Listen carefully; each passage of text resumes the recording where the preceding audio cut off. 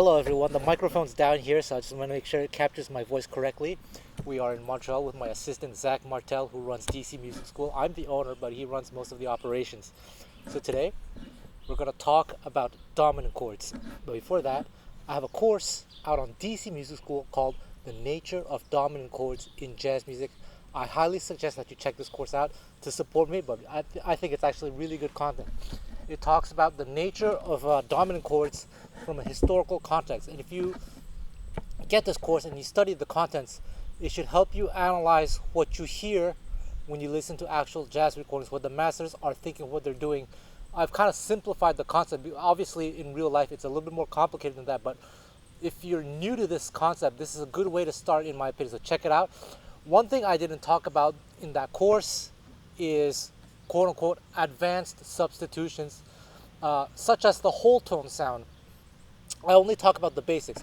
So this is what I want to talk about in this YouTube video, whole tone, and Zach's gonna be my rhythm slave. We're just needing that red ball in the I don't know if I should leave that. We'll see, all right. So I want to teach this to you from a kind of historical, well, quote-unquote historical, because I don't have proof of any of this. But before the whole tone sound existed, there was this idea of an augmented chord over the dominant. G, you have a G7. You make it augmented.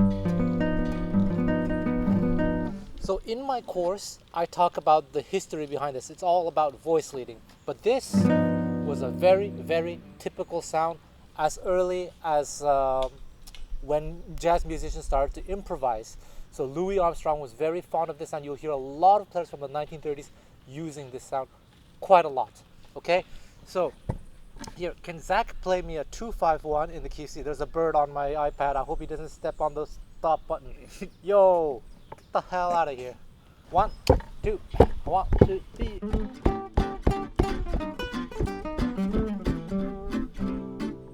So that's a typical sound of 1930s jazz.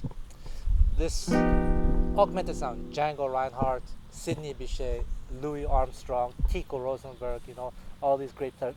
Amazing. Okay. I suggest that you study this arpeggio, or rather arpeggio, this chord, G7 with the augmented. And let me give you an arpeggio that you can practice a little bit to get the sound of it.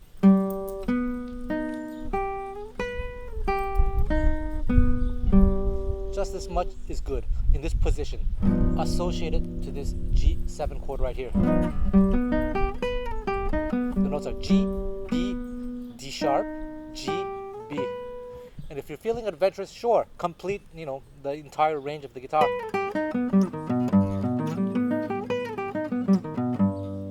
In this position, this G7 here, ooh, by the way, this guitar is so badly out of tune and the action is so high.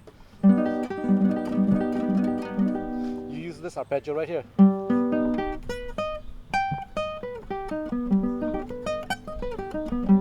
But to be honest, use whatever fingering works for it. This also works.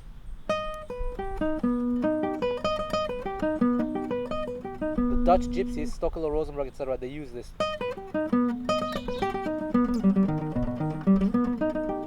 Associated to this G here. Okay? So start that way. Okay, and then in terms of gypsy jazz, Django started to experiment more with the actual sound of the whole tone. Because just doing this itself does not necessarily mean whole tone. Sometime in the 40s, Django really started to exploit this sound. And when people say play whole tone over G, well, it's going to be like this, right?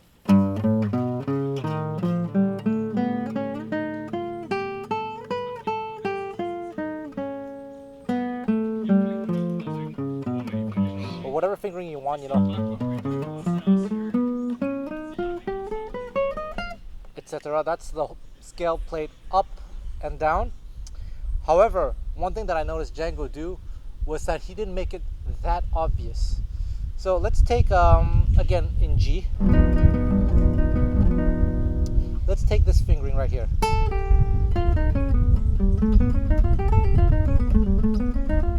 What Django did in this song called the Rhythm Future, Rythme Futur in French, see, it goes this way. And if you do this way, diagonally, you get it in ascending and descending order.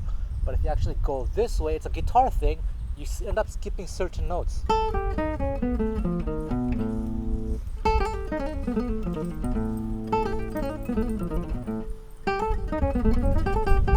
So I think that's just very interesting. Can you play a 2-5-1 for me in the key of C again? A 1, 2, 3, 4.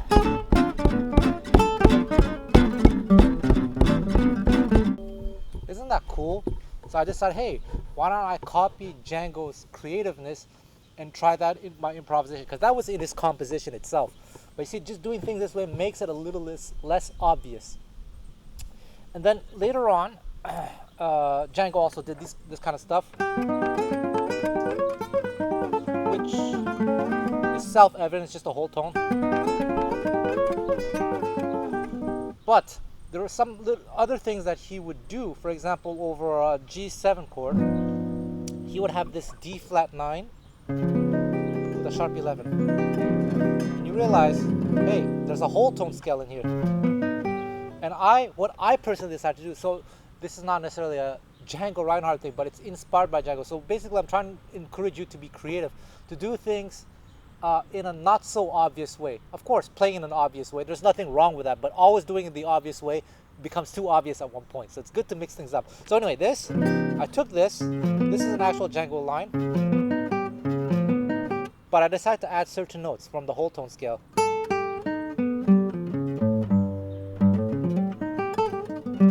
And since the whole tone, you can do every 2 frets.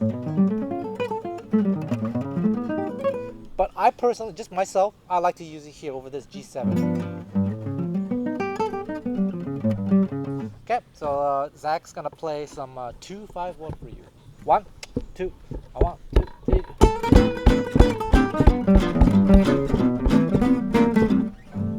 There we go. Amazing. So there we go. The use of whole tone scale in gypsy jazz in a more creative way, so to speak. So these kinds of sounds on this, you'll start to hear Django doing this, I wouldn't say a lot, but more often starting from the mid 40s or so onward. So definitely do check these sounds out, explore them. Check out my course on DC Music School, and please like, please subscribe. I need the money.